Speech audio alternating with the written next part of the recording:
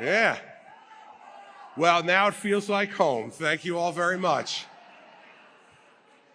Let me first thank the chairman and everyone here. Yep. Look, what a shock you're for Trump. I'm going to fall over dead.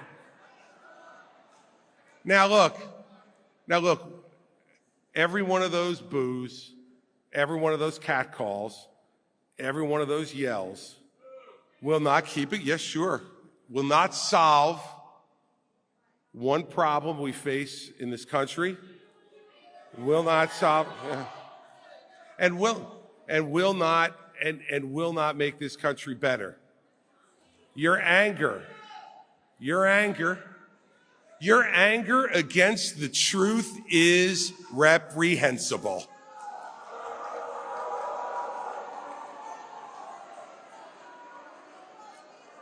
When you think about the problems that our country and this world is facing, when you think about that, this type of pettiness is beneath the process of electing a president. Yeah. And as people watch today,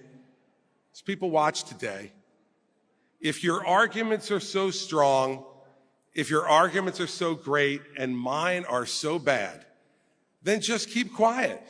Let me make my awful arguments, and then you can just reject them out of hand. But the problem is you fear the truth. The problem is you want to shout down any voice that says anything different than what you want to hear. And you can continue to do it. And believe me, it doesn't bother me one bit. I'll tell you what does bother me. As we stand today and watch the atrocities that are going on in Israel, that's what we should spend our time talking about. And that's the place where I suggest some of our anger should be directed. It has been too long and too many empty promises from too many politicians to defend the southern border and to strengthen it.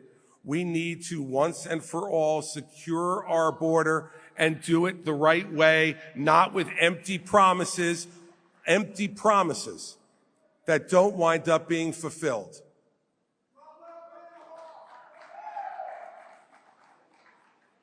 Our country was always its greatest, not when we filled the moat and pulled up the drawbridge and said we didn't care about the rest of the world.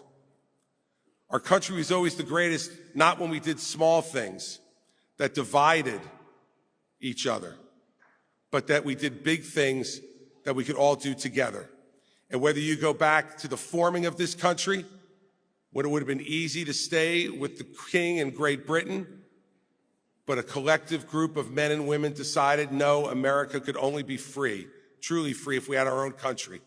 They decided to go big, and that's why we're here, and you have the freedom to boo me today.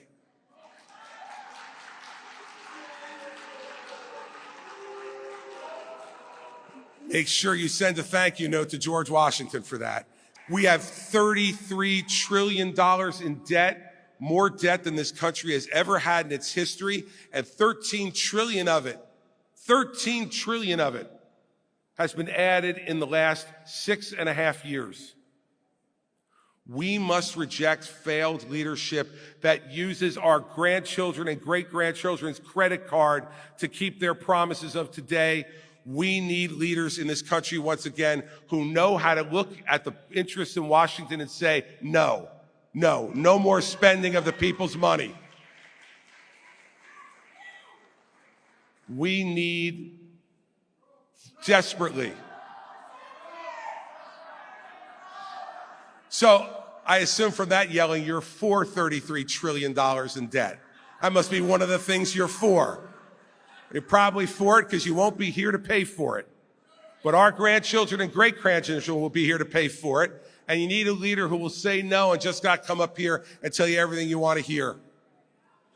And every one of those great leaders that I talked about who did the big things, whether it was George Washington or Abraham Lincoln or Franklin Roosevelt or John Kennedy or Ronald Reagan, each one of them understood that there would be times when what you said would be unpopular. But what you needed to be wedded to first and foremost is the truth. We deserve, once again, better character in the White House than what we've had from the last 3 presidents. Much better than what we've had from the last 3 presidents. We cannot turn our back on the character flaws of the people we've helped to make leaders and then point our finger at the character flaws of the one who's sitting in the White House now. When he's wrong, we must also admit when our leaders have been wrong.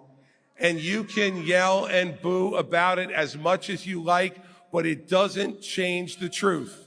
And the truth is coming. The truth is coming.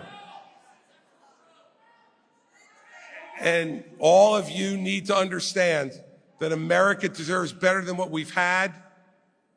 And it never makes America a better place, whether it's on a college campus in the Ivy League or whether it's in an auditorium in Orlando, for us to be booing and shouting down opinions we don't agree with. Let's go and defeat the opinions we don't agree with. That's what I'm trying to do, and I'm happy to take it on with you. America deserves better. Thank you for having me today. I appreciate it very much.